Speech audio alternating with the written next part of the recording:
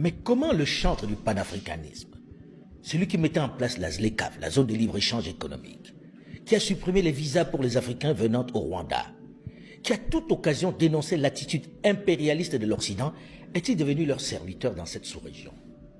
Comment est-il devenu celui qui signe des contrats avec l'Union européenne pour piller son voisin et fragiliser l'Afrique? En réalité, pour bien comprendre cette situation ubuesque dans l'est de la RDC, qui oppose un géant de la taille de l'Union européenne à un petit poucet dont la superficie n'est même pas celle de la capitale Kinshasa, il faut absolument, j'allais dire comme d'habitude dans ce type de situation, s'appuyer sur l'histoire.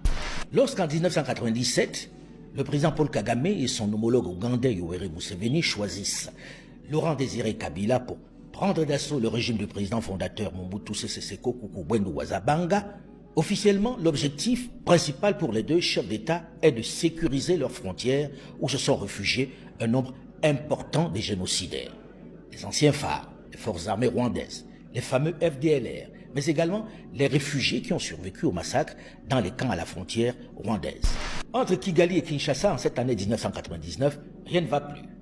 Et le président Laurent Désiré Kabila, qui en a assez du comportement violent, arrogant et prédateur de ses protecteurs d'hier, ne va plus prendre les gants pour dénoncer le pillage dont fait l'objet son pays.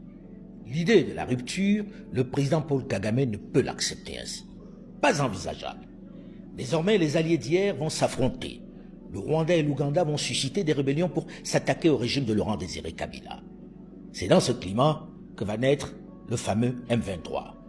Les autorités ougandaises et rwandaises expliquent leur action, leur agression par le désir de sécurisation de leurs frontières. Ils accusent la RDC d'héberger les rebelles Hutus du FDLR. Il n'y a pas de rebelles. Je vous ai dit que ce sont les Rwandais. Vous voulez que j'exprime cela en quelle langue pour vous compreniez que ce sont des Rwandais? Ces messieurs ont trouvé trop de miel ici, qu'ils veulent revenir. Ils ne veulent pas quitter ce pays. Si seulement ils voulaient rester dans ce pays en respectant les autochtones. Vous parlez contre les Rwandais, les Américains ne vous écouteraient pas. Que ce soit les ONG, que ce soit les politiques, personne ne pouvait vous écouter à l'époque. À la vérité, Kigali, pour des raisons que nous avons évoquées un peu plus tôt, bénéficie d'un soutien quasi aveugle de la communauté internationale qui manifestement préfère dealer avec Paul Kagame qu'avec Kinshasa. Paul Kagame, sous ses airs austères, méthodiques et déterminés, sait y faire. Les droits humains, ce n'est pas une géométrie variable. Alors, n'est-il pas temps, Monsieur le Ministre, d'aller au cœur et au fond du problème, c'est-à-dire de prendre enfin des sanctions ciblées contre le